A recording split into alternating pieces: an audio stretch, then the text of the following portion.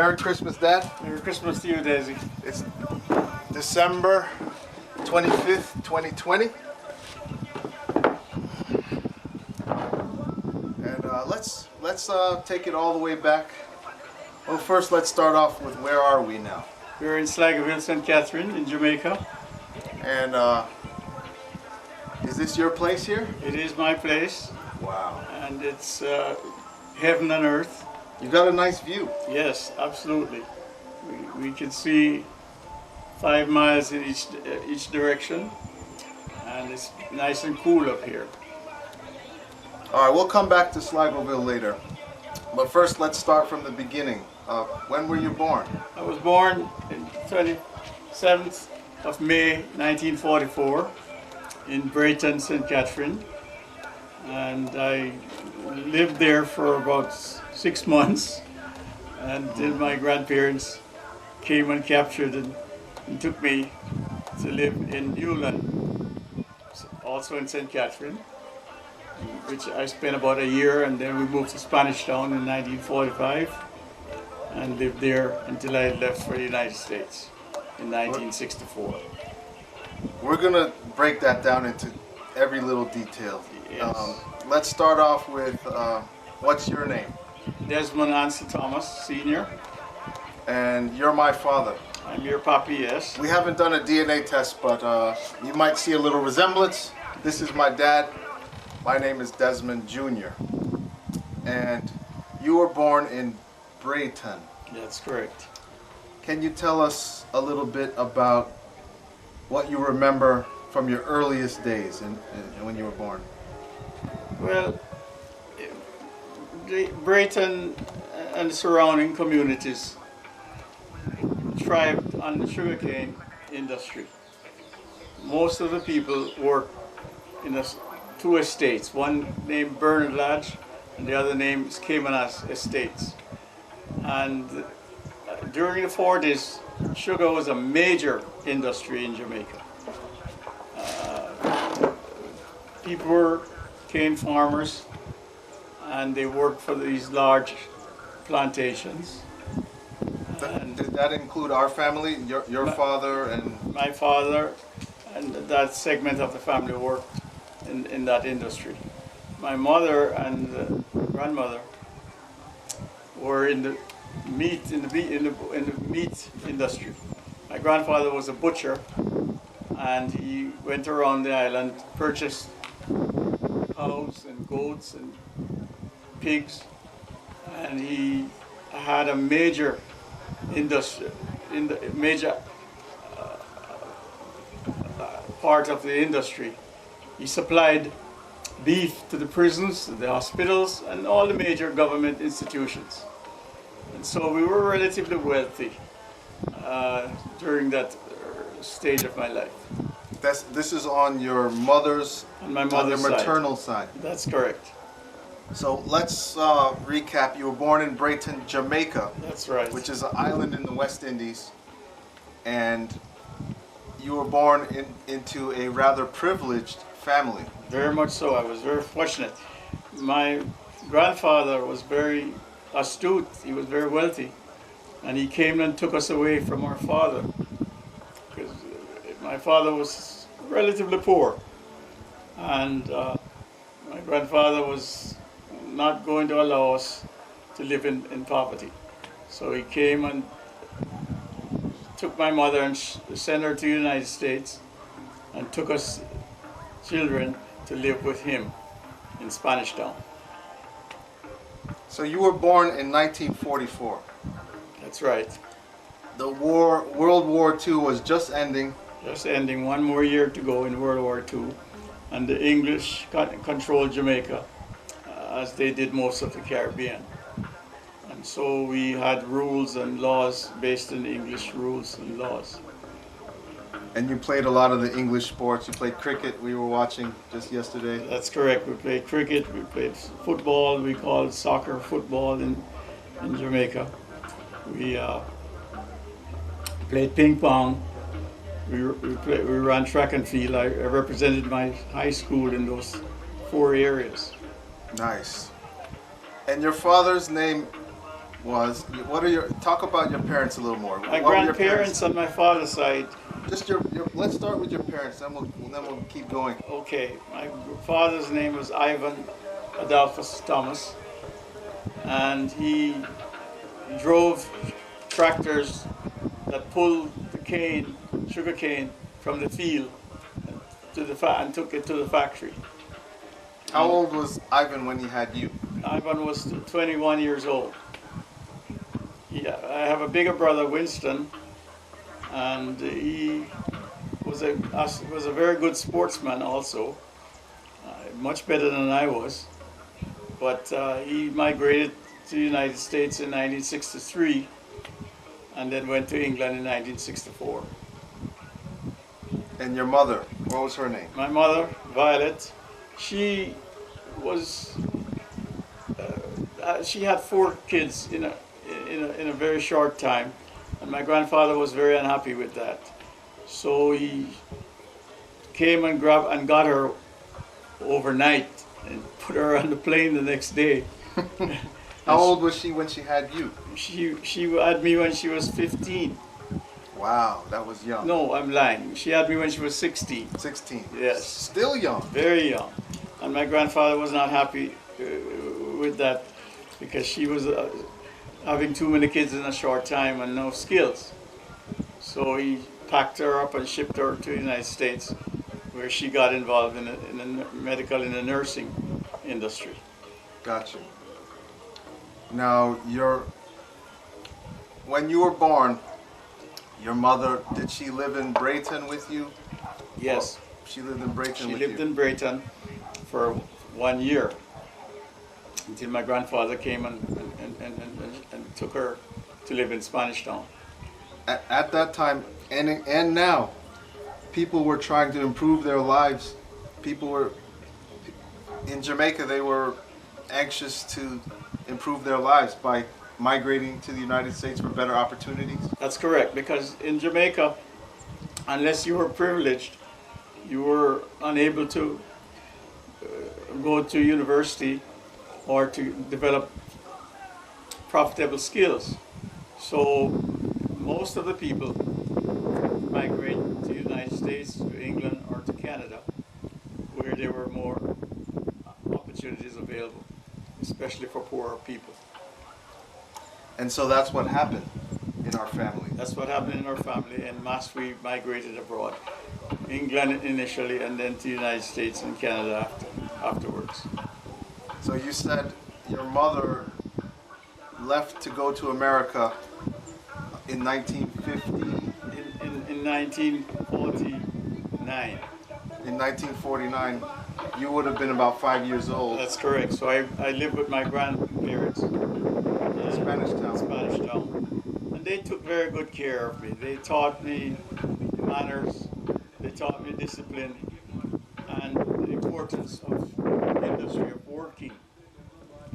And so I was very fortunate to have grandparents that supported us kids and gave us a good start in life. Can you talk about that? We've reached the next generation now, the grandparents. Can you talk about your Grandma White? Yes.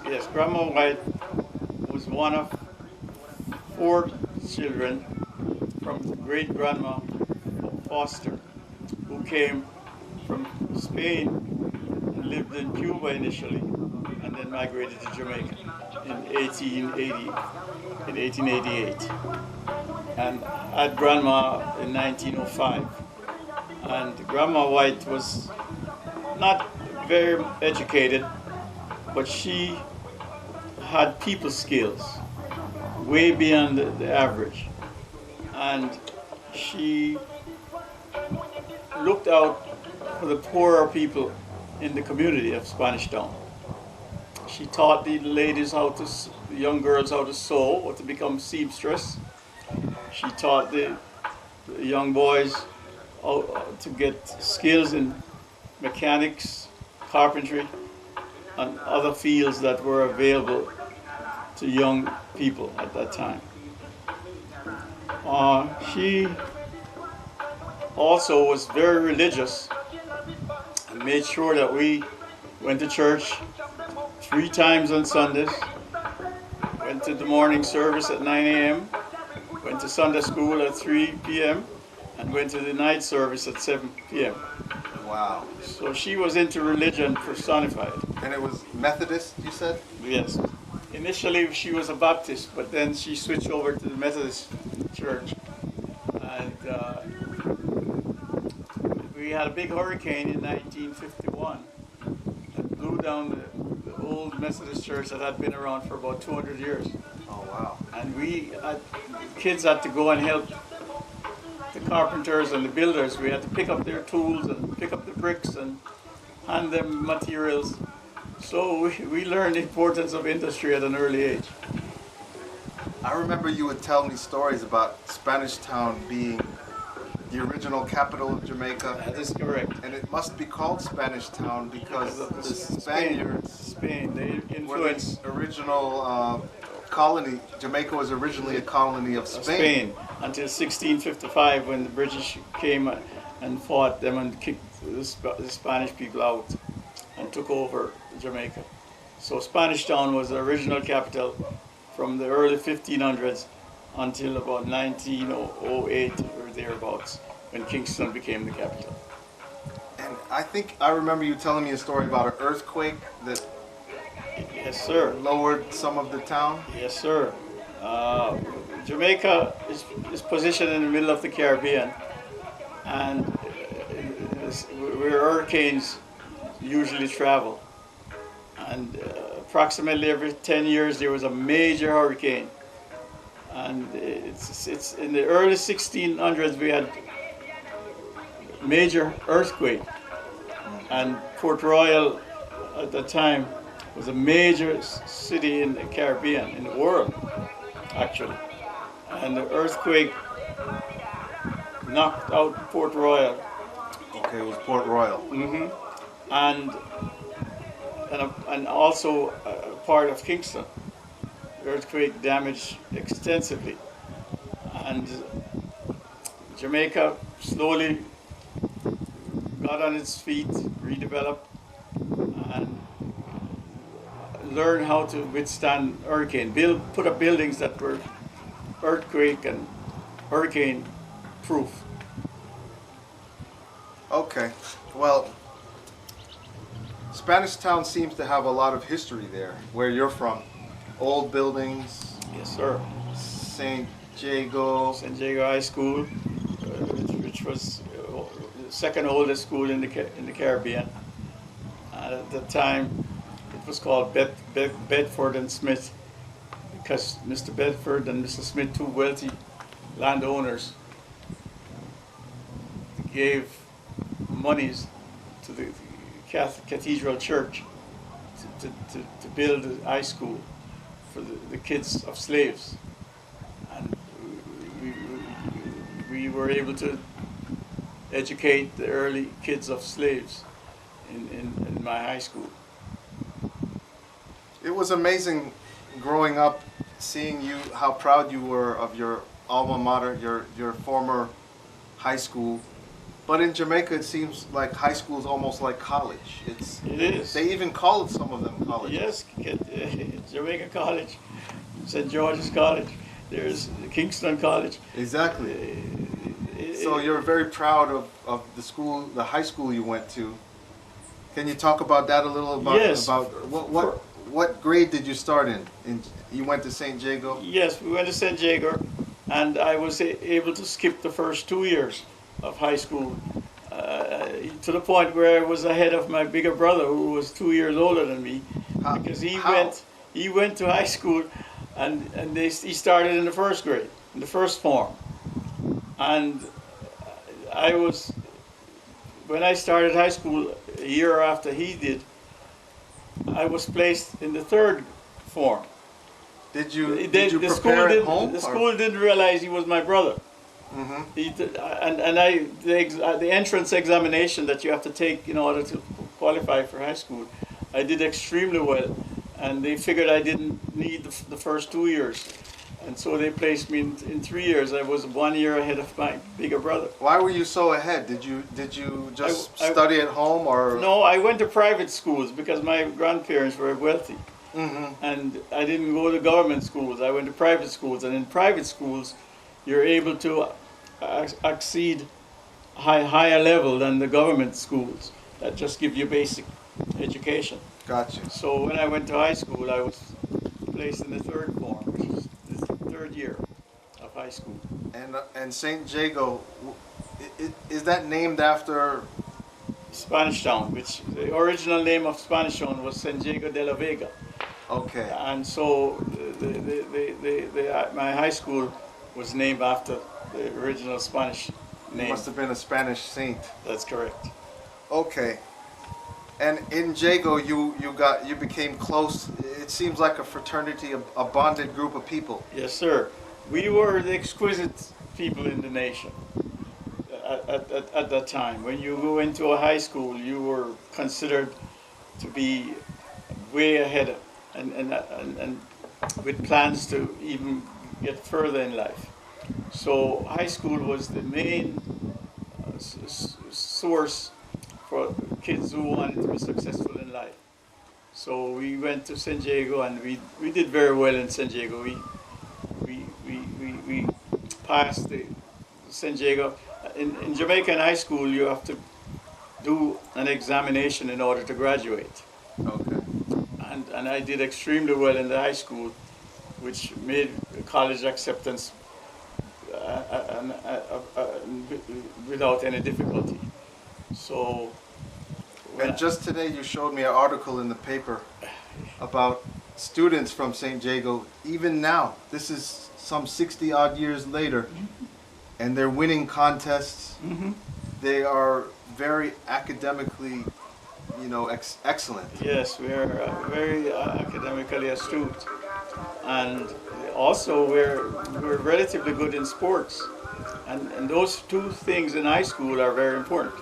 Would you say that gave you a lot of preparation for not only college in America, For life, but for graduating in real world business that's correct. and just excelling in life? That's correct. I was fortunate to have excellent teachers. And when one of the pluses in the English system, high school students are treated very highly, not only by the society, but by the teachers. And so they take us in their hands and they make sure we are given the skills to be successful in life. The teachers go above and beyond. Would you say that? Above and beyond the call of duty. It seems like it's a matter of pride that your success is their success. That is correct. Because after slavery, our only way out into success in life was through education.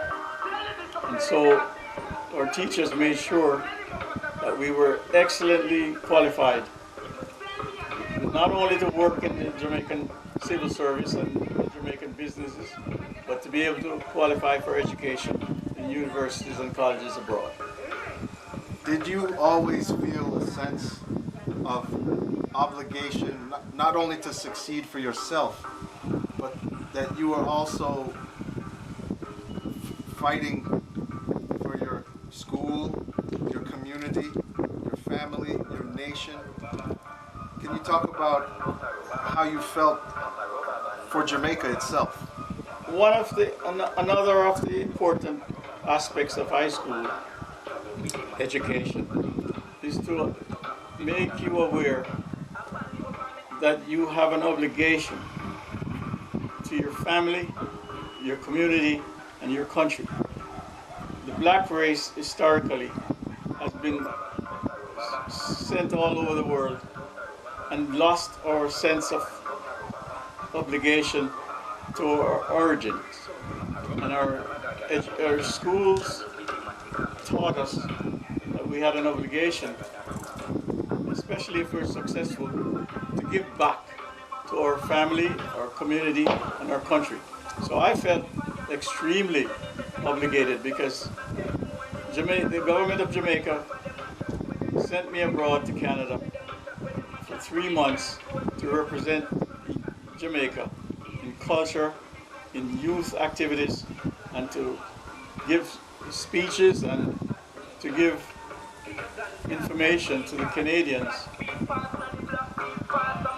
of their relationship and their friendship to Jamaica, and show them in ways that they could be of assistance to our youths in Jamaica.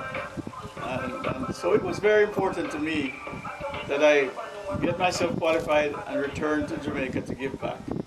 Very important. Would it be true to say that Jamaica is your home? You lived in the United States for most of your life. But we always consider Jamaica to be our home. We grew up with that in mind at all times, that this is our home. We had African upbringing, but Jamaica became our home. And so I knew I owed Jamaica to come back and to help, especially the poor people, to find a way to improve their lives. I noticed we were driving yesterday, and people, we were as we pulled into Brayton, people, that's Desmond. They were so excited to see you. Yes, sir. Are you also, aware that you want the community, when they see you, to look out for you, because when you're not here, you still have property here, and you want the people to... I give this back to my grandparents, my grandmother especially. She had this love for community. She had this love for the poorer people, and she instilled that in us. We had a lot of rental properties, and we, at 8, 9, 10-year-old, had to go and collect rents from the poor people. And in one instance, my grandfather was very strict, and he was very financial astute, and he told us, don't come back without the rent. So I go to collect the rent at this one particular property, and the lady said, oh, I don't have any money, I don't have any money, I can't pay the rent. Mm-hmm. So I sat down on her couch. It was like 2 p.m. in the afternoon when I went, and at 10 o'clock in the night she realized I was leaving. She went on and eat her bed and came up with the money for the rent. And I got home at 10:30 p.m. and got a spanking that you would never imagine. Because I remember, I said, where were you, my grandfather said. I said, you told me not to come home without the rent. So I wasn't going to come home with it. You took it literally. I wasn't going to come home with it. The police is looking for you all over Jamaica. Because they thought somebody captured you, and so don't ever do that again. I said, well, you told me I obey your command. You said don't come back without the rent, and as a result, I got the rent. Yeah, you won, but it took too much time. The lesson I learned there is that people are not always how they seem. They have the rent money, but she thought this little kid, I can tell him anything and he will go back home without it. Mm-hmm. But I wasn't going to go home without the rent. So I learned a lot about people from an early days. And I love people. It just seems like you're good to the people, especially your family, but all the people in the community, because if you're good to them, they'll be good to you. Exactly. That is my grandmother's philosophy. I learned that from her. And so and it benefited you because you had a health problem and they helped you. Exactly. It's very important that you display affection and love for people, and in return they will display love for you. That's a big moral in our family. Now Now, can we go back? We briefly touched on Grandpa White. Let's go back to Grandpa Thomas. Grandpa. Okay. Grandpa Thomas was a handyman. Your father. My grandfather, Grandpa Thomas, my grandfather. Your father's father. That's correct. He worked for this wealthy family, doing odd jobs around their properties. And his name was Arthur. That was the original family name. Last name. Yes. And this wealthy guy decided that he didn't like the name Arthur's, and decided that he wanted to call him Thomas. So he wrote the check out James Thomas rather than James Arthur's. And that's where our family name comes from. Yeah, that's correct. And so we became Thomas overnight in about 1902. Man, that's crazy. That is crazy. But when you're poor, you are at the behest of the wealthy people around you. And so it's shameful when you think about it now. It would never happen in today's world. But in those days, the wealthy people controlled the poor people. If you think about it, though, our original name wasn't Arthur's either. No. So If you go back, which European name you want to call me? Just take your pick. if you went back 300 years, our name was something else from Ghana, and so it's really a farce. But that's how it was. How did you get the idea that our ancestors come from Ghana? We talked, and our grandfather told us that his great grandfather came on a slave ship from Ghana. Okay. So we have some personal connection. It came down the generations that were from Ghana. And when you look at the people in Ghana, a lot of our family resembles them. A lot of Jamaicans resemble them. A lot of Jamaicans resemble them. Yes. So you can see it. Yes. The Jamaicans came from about 4 African countries, but Ghana was the main one. We talk about Grandpa White all the time. We absolutely must tell some of the stories. Your grandfather on your mother's side was a very good businessman. He was not educated at And all. he liked you. He was not educated at all, Desi. Mm-hmm. And he was a very industrious person. And so he fell in love with the beef industry. And he went all over Jamaica to purchase beef, cattle, and opened up the first cold storage by a private individual in Jamaica. The refrigeration business. Yes, and it failed because in the 1940s and 50s, it was unknown to have frozen meat. Everybody just used Fresh meat. Fresh meat. And did they have ice boxes? They didn't have ice box, so they had to salt it and cure it. Okay. And use it up within a day or two. Got you. And he opened up the first cold storage, and it failed after a year because the meat looked awful to when you compare it to the fresh meat. Right. So They weren't ready for that. no, they weren't ready for that. But the guy was brilliant. My grandmother allowed him to get into politics, to befriend the politicians who were in charge of Jamaica.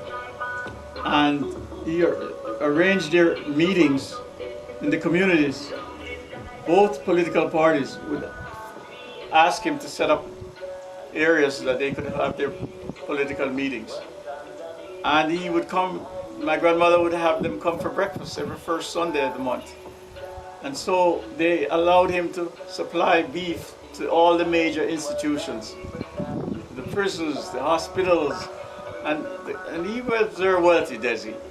he was so astute that he purchased 34 and owned 34 pieces of properties, commercial properties, residential properties. And the guy, but he had no family sense. He loved me for whatever reasons he took on to me. He took me everywhere he went. I remember this particular Saturday. Every Saturday we used to go to the horse race tracks. Right. And I was 3-year-old, 4-year-old, and he'd ask me to choose a horse. And my favorite horse was Blue Streak. Blue Streak, Blue Streak, Blue Streak. And I told him to first buy Blue Streak. And he put 100 pounds on this horse and made about 20,000 pounds. And bought the I see why he liked you. and bought the biggest properties and named it Blue Streak. Wow, wow, wow. So he loved me. He didn't like my brother, but he just loved me. I don't know why.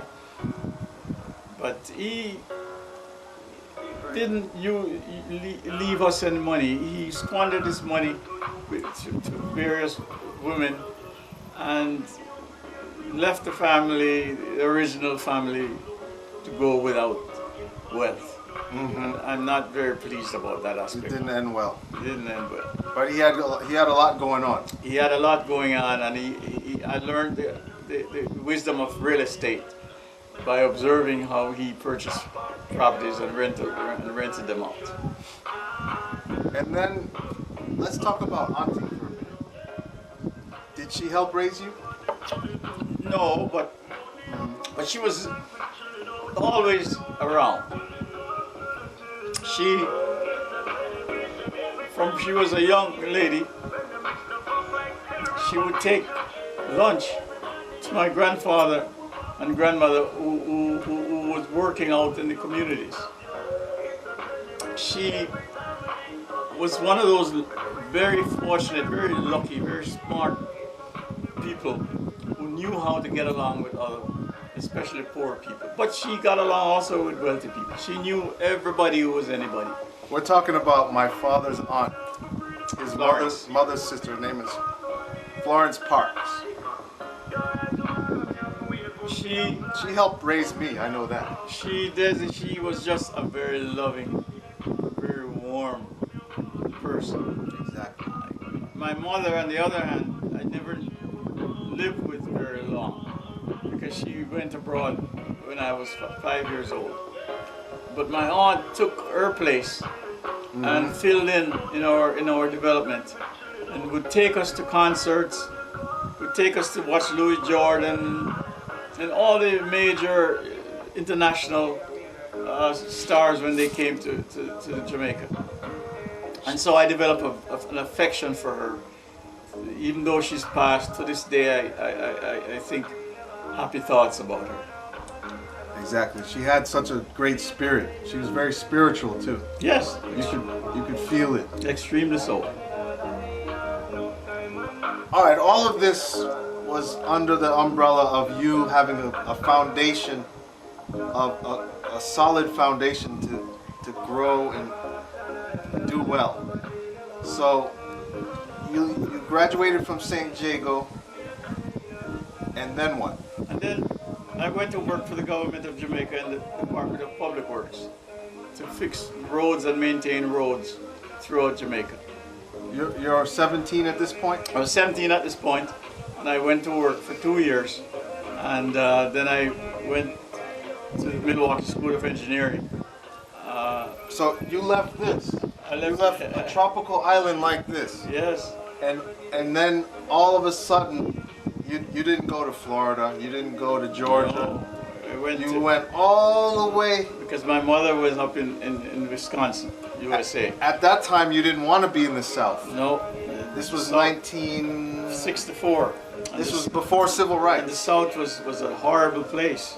So you had to go to the north. To the north. And I went there and I suffered in the cold. It was cold. Oh, it was cold there. But you first went in the summer, right? You at least knew the I went in the fall. you Well, I went arrived- in the summer up to Canada, representing the government of Jamaica. Okay, so you arrived when it was all right. It wasn't too cold. It was no, it was fine. It was fine. Then I came in September to Milwaukee, Wisconsin. Boy, it was cold. It was. You weren't ready. I wasn't ready for that at all, Desmond. But it didn't take long for you to bundle up, get the right clothing. I learned in a hurry. I didn't have any choice. And I believe you told me there was a small Jamaican community that could help you. There was, and we Jamaicans, when we go abroad, we stick together, and we help one another and explain the policies and programs available, and we look out for one another. And so I was fortunate to go in Milwaukee, where there was a few Jamaicans, and that were doing well, and so I was able to fit right in. So you get into college, into undergrad. That's correct. In Milwaukee. I spent a year at the Milwaukee School of Engineering. Okay. Then I transferred to Marquette University, because at that time the Milwaukee School of Engineering was just strictly into engineering and had no other options. Okay. And so I worked my way through the universities.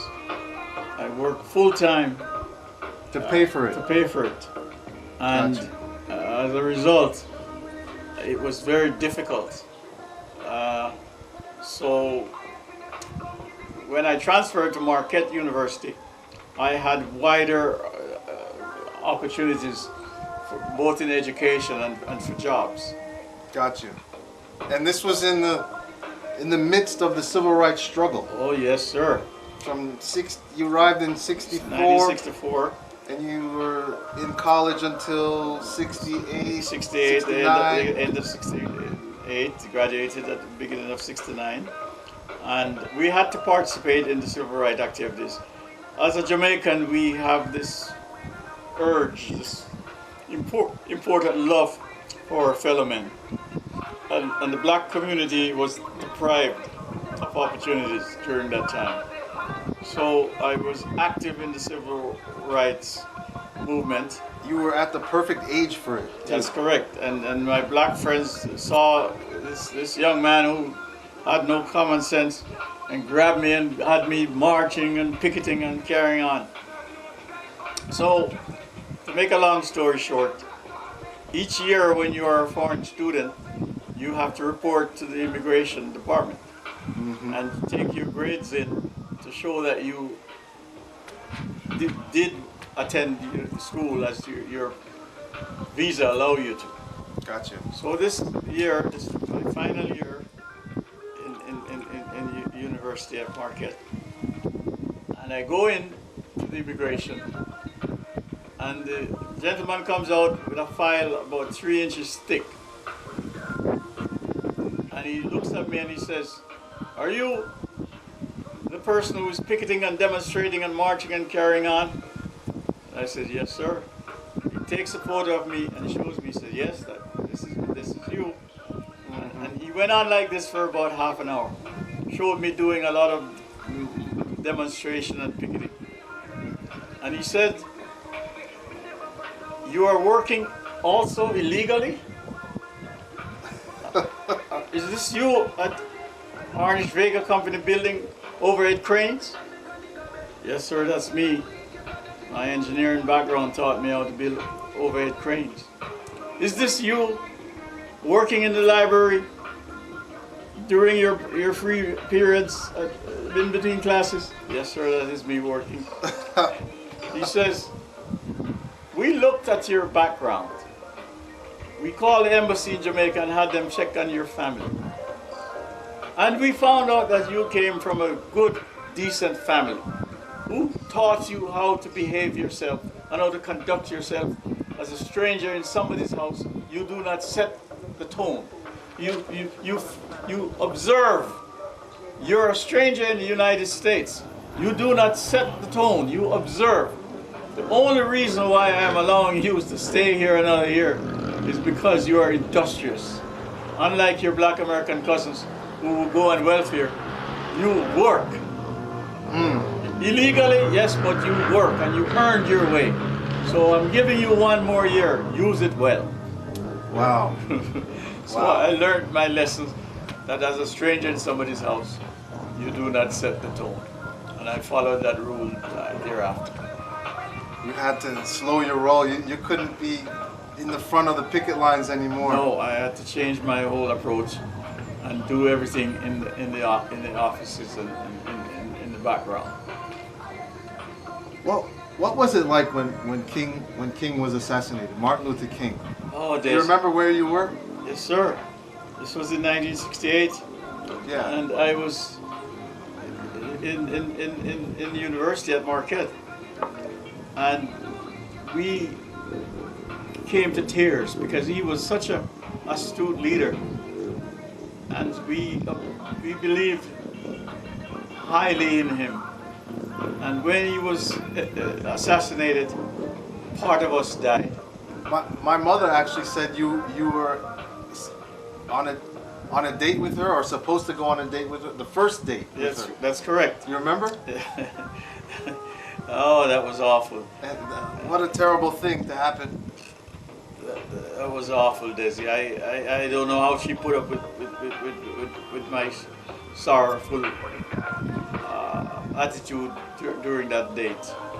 That poor lady.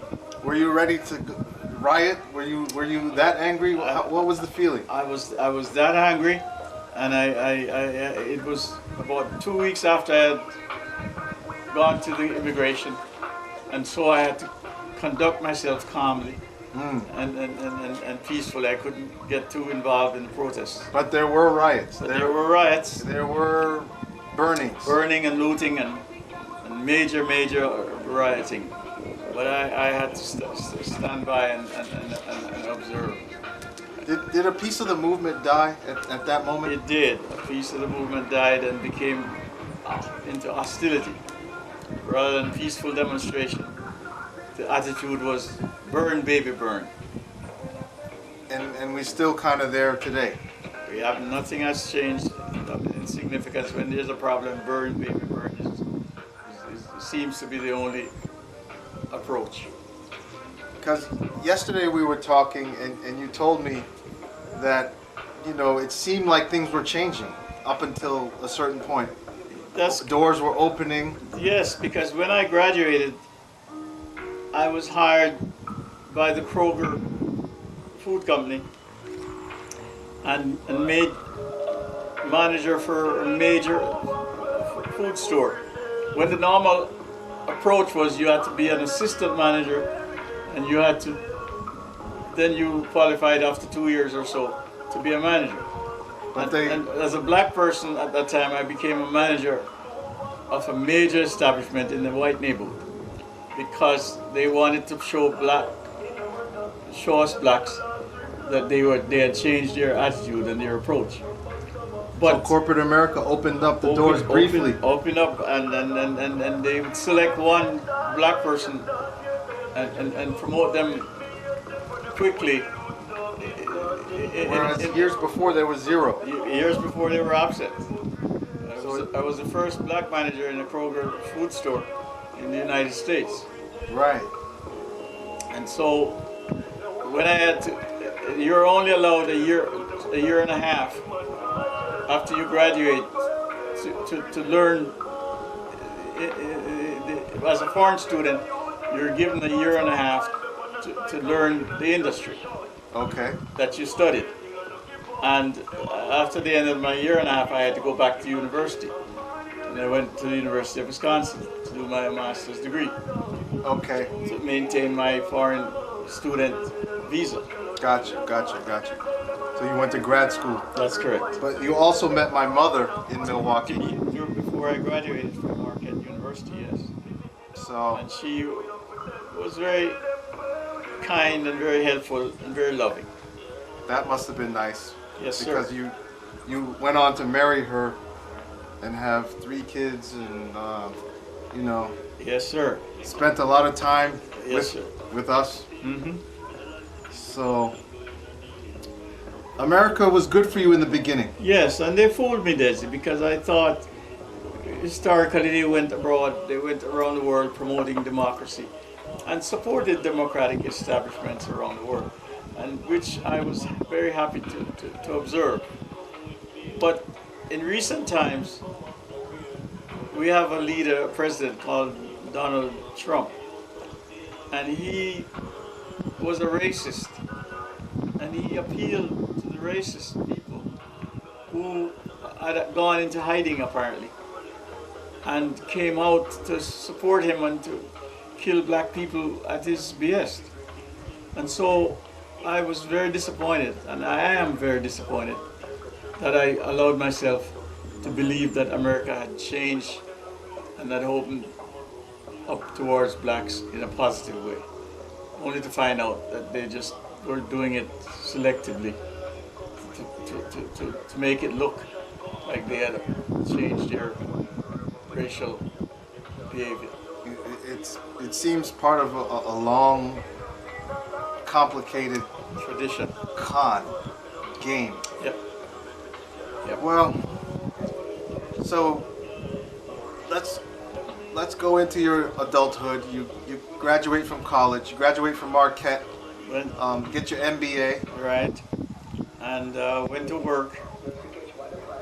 First job was with a Harley Davidson motorcycle company.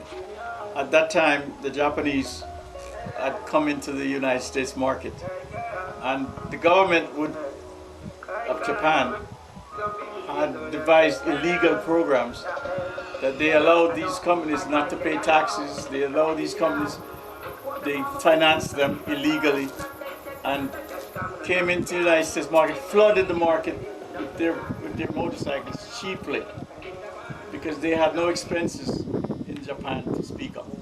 Right. And so I got this position as a marketing planning manager for the Harley Davidson company, and did the first national research in the motorcycle industry. And as a result of that, I got fired because I pointed out to the owners of the company that they should go to the President of the United States. They were major supporters of President Nixon at the time financially.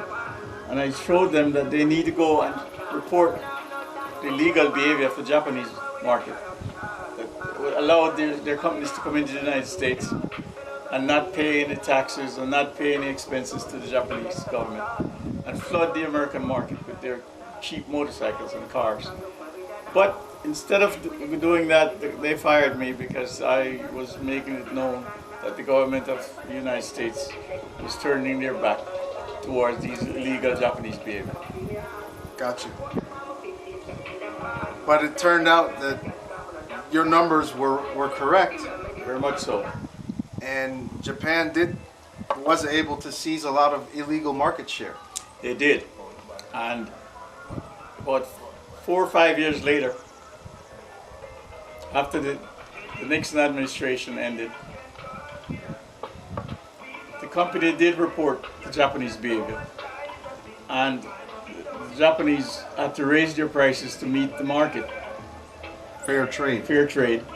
And as a result, the motorcycle Harley was back in business. back in business. That's correct. And then after Harley, Harley, that would have been in Milwaukee, That was in Milwaukee, yes. but I was born in Madison. That's correct. But, So my next job was with Johnson & Johnson. And the first place I went to live was in Madison, Wisconsin. I was Midwest manager, and I went to live in Madison, Wisconsin.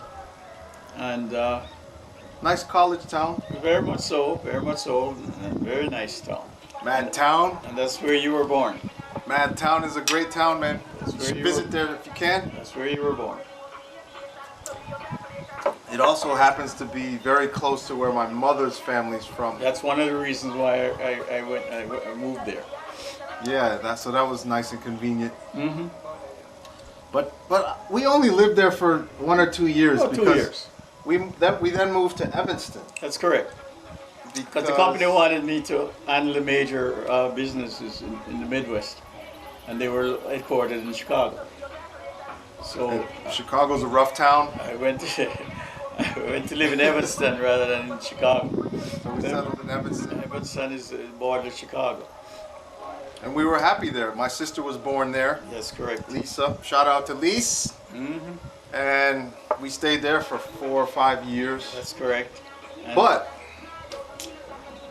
you're born and raised in this tropical climate. yes, sir. You're a tropical person. That's correct. And what happened in '79? In '79, I came to Jamaica for a vacation, for a Christmas vacation, and And you brought us. We all came. we all came. Okay. And when I came back to Chicago, there was a major storm, a major hurricane, Not hurricane, a blizzard. major blizzard actually, snowstorm Yeah. that dumped 79 inches of snow, the most snow ever, and closed down all the activities. And Chicago never closes. Never closes. So it had to be. First time ever. Closed down the city for about a month before they could clean out the snows. And you said the snow was so high. So high, Desi, it covered my car. One of my salesmen who worked and lived near the airport and kept my car while I was going to Jamaica could not see my car. When I called him and asked, why didn't you come and pick me up? He said, Mr. Thomas, I haven't seen your car so in 2 weeks. So I thought maybe they had stolen my car. And I asked, hey, this car is only 3 weeks old. Did somebody steal it? He said, no. There's a major snowstorm. And it covered your car and I can't get it out. Oh man. You can Google it. The Great Blizzard, Chicago Blizzard of 1979. It's a historical event. So Desi, I had such a rough time that winter. The average temperature in January was about 20 degrees below zero, a high of -5 and a low of -30 for the whole month of January. And the snow wouldn't melt. Right. So it became Hard to start your car. it became very hazardous, and I decided I didn't want to live in this kind of environment. So that was my first real urge to leave the cold, the winter climate. So I moved down to Florida. You had been to Florida a couple times. Couple times. You heard from your friends that Florida was okay. And so I moved down to Florida in 1980. And that was a mistake of my life, because Florida was very backwards. Where we moved, it was like swampland. It was a very backward communities, Desi. We moved to Lake Worth, Florida, There's on a dirt road. no major companies located in the area, so I couldn't find work. So I went into real estate, and the real estate market had died. It was a recession. There was a recession going on at the time, so it was just a bad time to move. But that's what happened. So we ended up in Florida.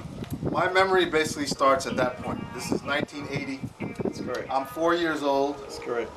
and hey, Riding your first motorcycle. life was good, man. Even though that was a stressful time in your life. Riding your first motorcycle, almost crashing into a canal. Oh man, I was a little older by then. There were 6 at the time when you drove into the canal. Man, we used to do the craziest things. But Florida, because the weather was so nice, I stayed there and suffered through all the economic upheavals, Right. and ended up in real estate for quite a few years in the Palm Beach County. We hustled. We gave it everything we had. We had a lot of success athletically. It was good for sports. The weather allowed us to train all year round. That's correct.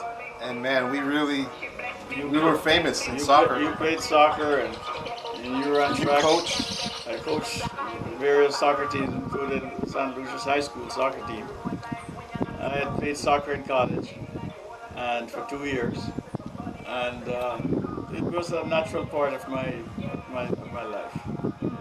That Palm Beach Youth Soccer Association was really productive. You know, we did that for a long time. And we're famous Exactly. in the area. We won a lot of championships, and you kids were very good at taught the Americans how to play soccer.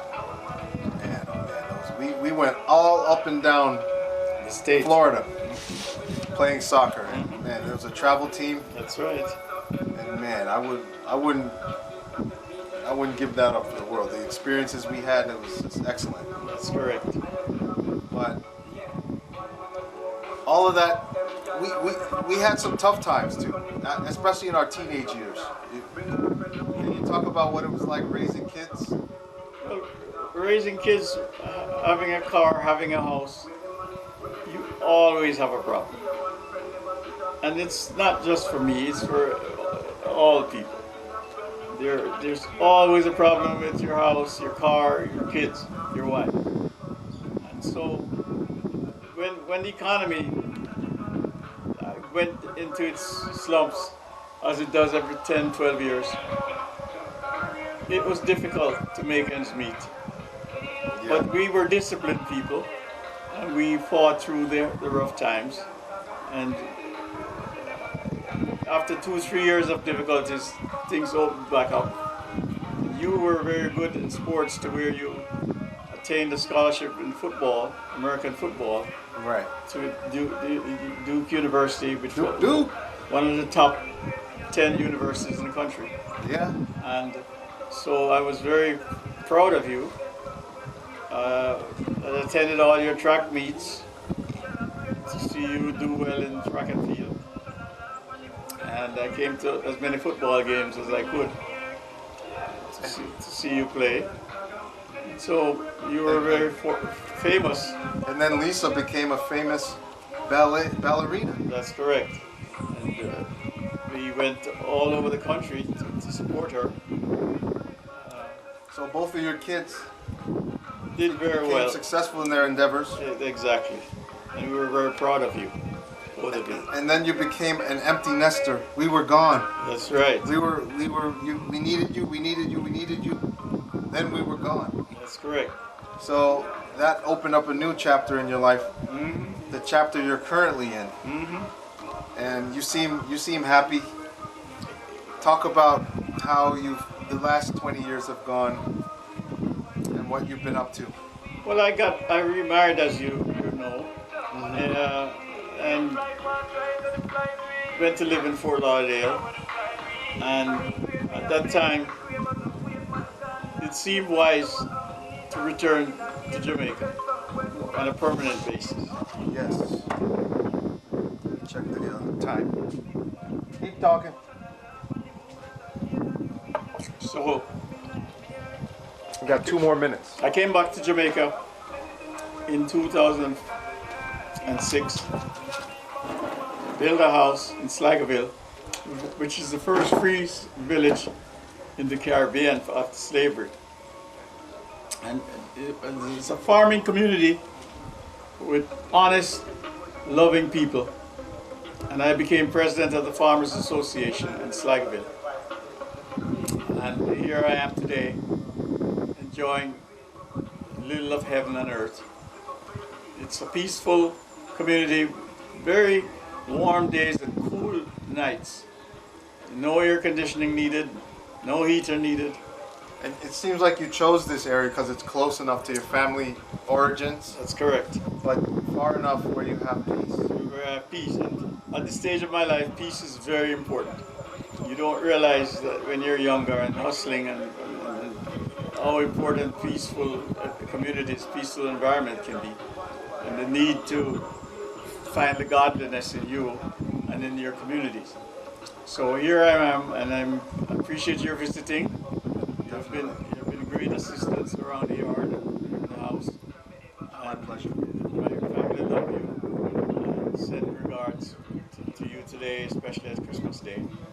So thanks a lot for coming. You're welcome. And you're my link to the future, and I will provide for you when the time comes. So I don't want you to worry about this, that, or anything.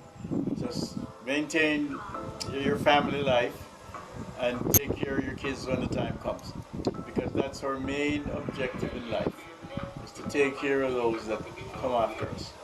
We're doing this for the future generations. That's correct. And Forward, Dad. I am very proud of Cheers. you, and keep up your good work. Thank you, sir. Thank you for doing this. This is going to live forever. Absolutely. You're going to live forever, Dad. Absolutely. Cheers. Cheers.